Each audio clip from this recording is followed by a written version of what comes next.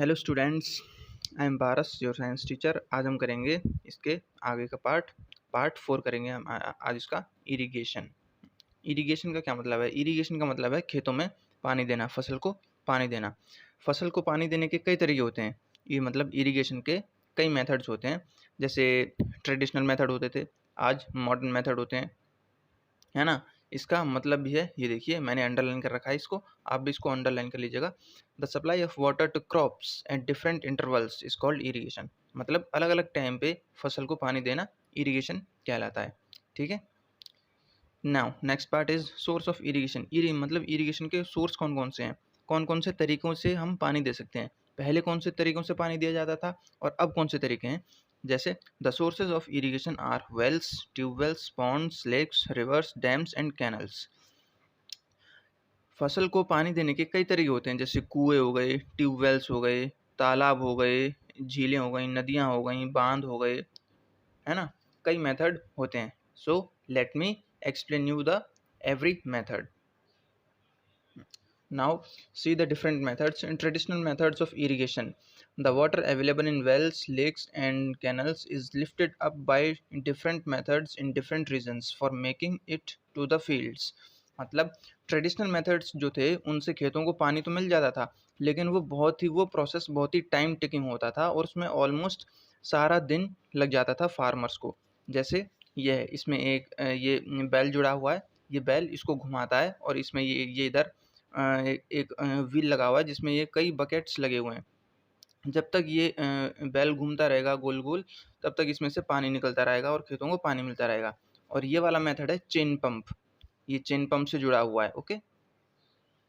और एक ये है, ये आदमी अपने हाथों से पानी निकालता है और तब खेतों को पानी देता है। जैसे ये वाला मेथड है, देखिए मोट, ये वाला मोट है, इसे मोट कहते हैं। इसे चेन पंप कहते हैं। और ये है राहत, और इसे कहते हैं देकली। कैटल और human labour is used in these methods. So these methods are cheaper but less efficient.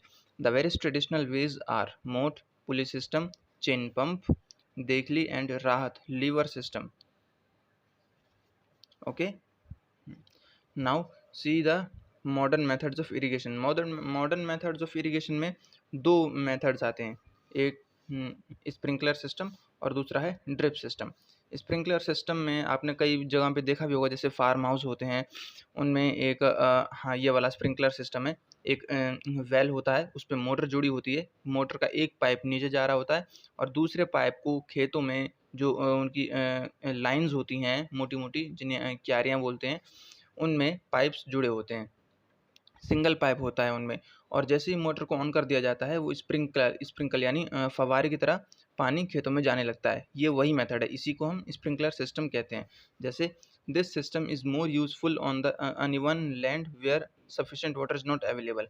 अच्छा, ये मेथड वहाँ उस ज़मीन पे यूज़ किया जाता है जहाँ पर पानी की कमी है। और इसे उस जगह पे इसलिए यूज़ किया जाता है ताकि खेतों को सिर्फ उतना ही पानी दिया जा सके जितनी पानी की ज़रूरत है। ओके। नाउ ये है हमारा drip system. In this system the water falls drop by drop just at the position of the roots. अच्छा, मतलब इस सिस्टम से हर पौधे की सिर्फ जड़ तक ही पानी जाता है। ठीक है। It is the best technique for watering fruit plants, gardens and trees. अच्छा, इस मेथड से इसमें ये मेथड जो है वो प्लांट्स, गार्डन्स और ट्रीज़ को पानी देने के लिए बहुत अच्छा मेथड माना जाता है ये। Okay. The system provides water to plants drop by drop. Water is not wasted at all. इस मेथड से वाटर जो है वो वेस्ट नहीं होता। It is a boon in regions where availability of water is poor. Now the next topic is protection from weeds. मतलब खेतों को फसल को कीड़ों से कैसे बचाया जाता है। In a field many other undesirable plants may grow naturally along with the crop. खेतों में फसल में कई पौधे ऐसे होते हैं जो फसल के साथ ही बढ़ने लग जाते हैं, उन्हें वीड्स कहा जाता है। The removal of weeds is called weeding. Weeds को हटाना वीडिंग कहलाता है। वीडिंग जो है वो बहुत ज़रूरी होती है फसल के कटने से पहले। क्यों? क्योंकि वीड्स जो हैं यानी दूसरे पौधे जो हैं वो भी वाटर, न्यूट्रिएंट्स, स्पेस और लाइट के लिए भी क्रॉप के साथ बढ़ना स्टार्ट कर देते हैं।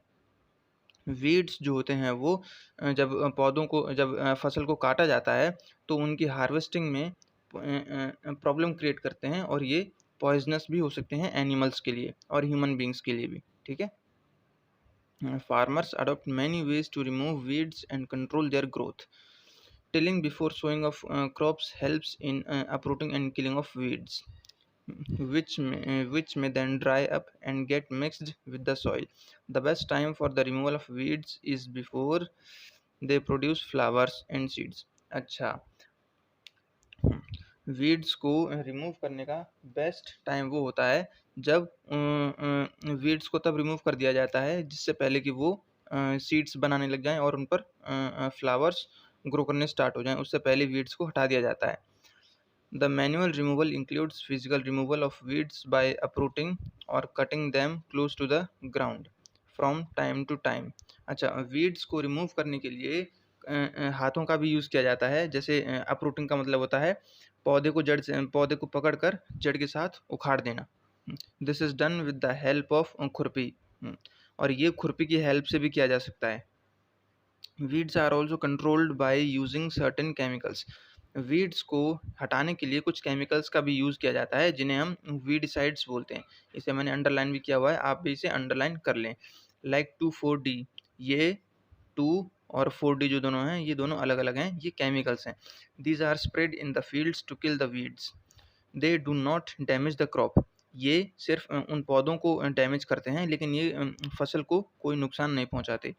The weedicides are diluted with water to the extent required and sprayed in the fields with a sprayer. As already mentioned, the weedicides are sprayed during the vegetative growth of weeds before flowering and seeds formation. Spraying of weedicides may affect the health of farmers, so they should use these chemicals very carefully. They should cover their nose and mouth with a piece of cloth during spraying of these chemicals. मतलब वीडसाइड्स को spray करने से पहले ये किसानों को नुकसान पहुंचा सकती है ये केमिकल्स, इसलिए किसान अपना चेहरा, अपना फेस और अपनी नोज़ जो है वो एक कपड़े से ढक लेते हैं। सो गाइज़, आज के लिए बस इतना ही। अगर आपको ये वीडियो अच्छी लगी हो तो इसे लाइक, शेयर और सब्सक्राइब ज़रूर करें, और अगर कोई डाउट है तो आप मुझसे पूछें, मैं क्लियर करूँगा हर डाउट। ओके, मिलते हैं नेक्स्ट वीडियो में। Thank you.